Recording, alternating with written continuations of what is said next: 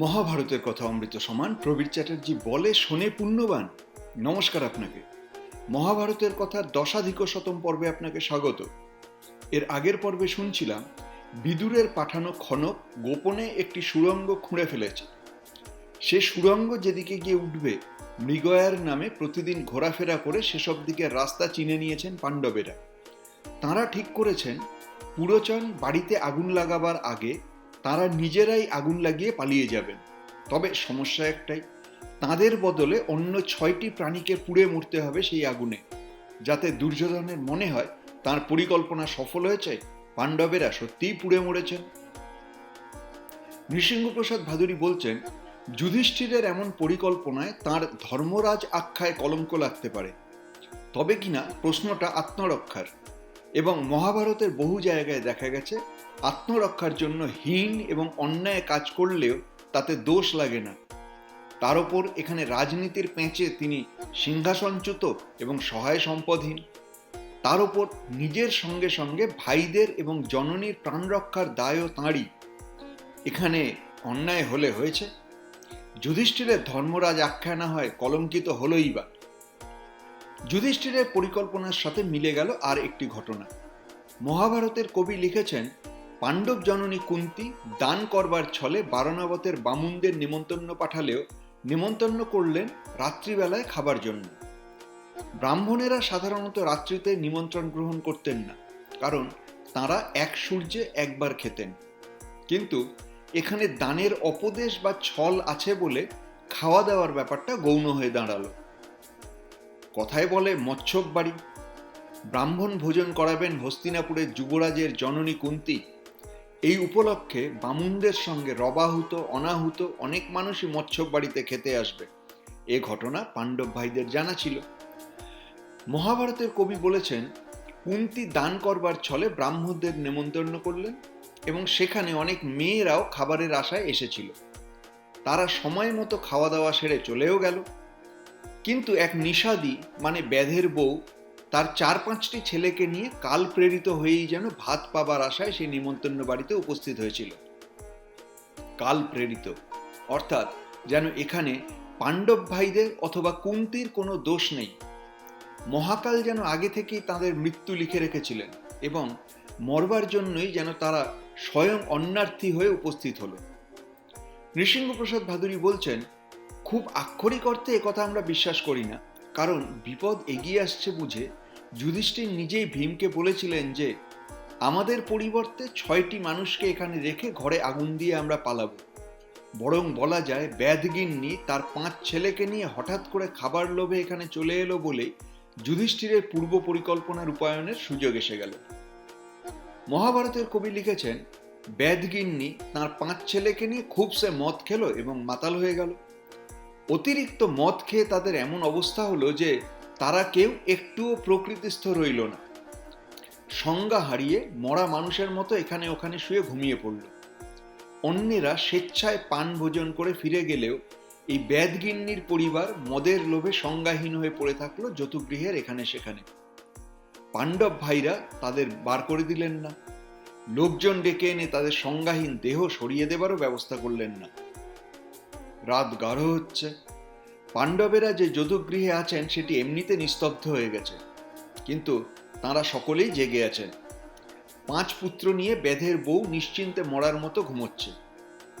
আশেপাশে যে কয়টি বাড়ি আছে, রাত গভীর হওয়ার সঙ্গে সঙ্গে সেসব বাড়ি থেকে এতটুকু শব্দও আর ভেসে আসছে না। সারা সন্ধ্যায় নেমন্তন্নের ঝামেলা গেছে। পুরোচনকেও সে ঝামেলা কিছু সামাল দিতে হয়েছে বলে সেও আজ কিছু ক্লান্ত। নিজের ঘরের দরজা বন্ধ করে সেও আজ ঘুমিয়ে পড়ল। ব্রাহ্মণরা এবং অন্যান্য অতিথিরা যখন নিমন্ত্রণ খেতে এসেছিলেন তখন সন্ধ্যাকাল। আবহাওয়া ছিল গুমট।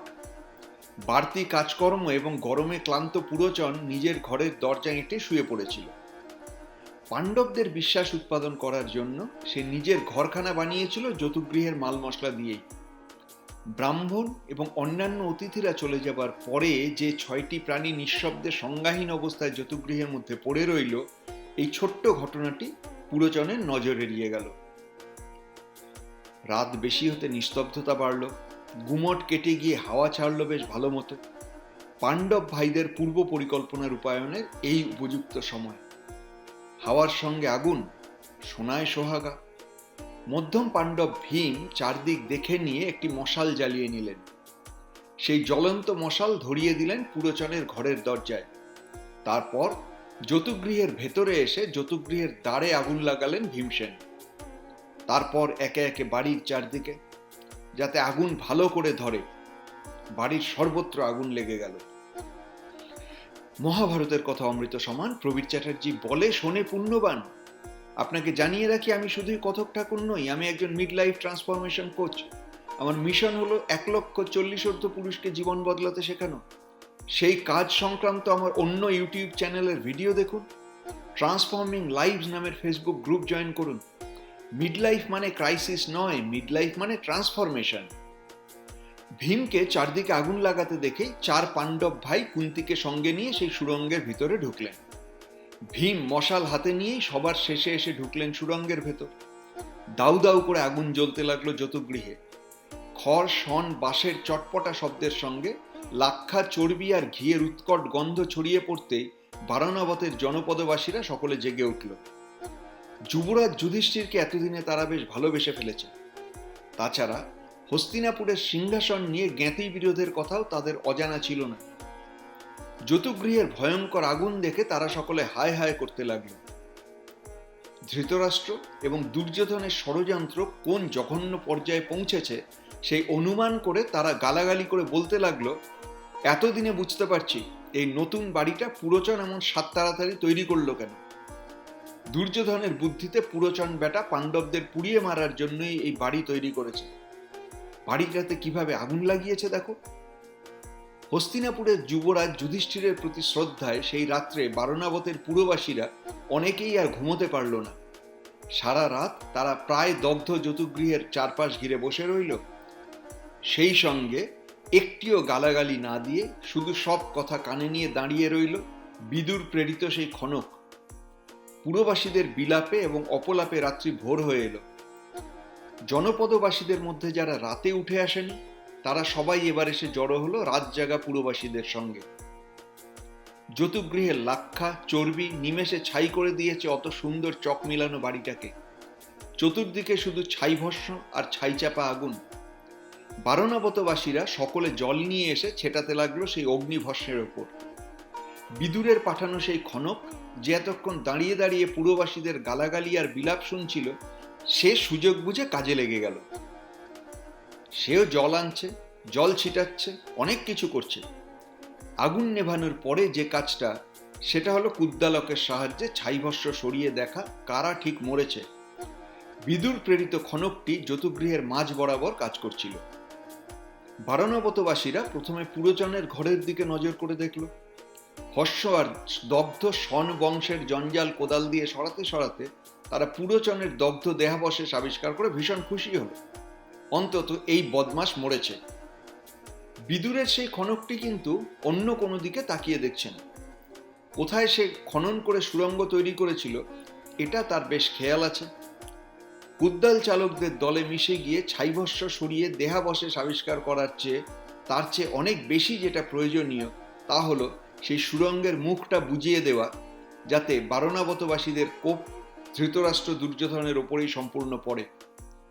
যতুগৃহের ধ্বংসাবশেষ পরিষ্কার করার ছলে সেই খনক ছাই মাটি তুলে এনে সেই সুড়ঙ্গের দ্বারটুকু বুঝিয়ে দিল। কেউ বুঝতেও পারল না।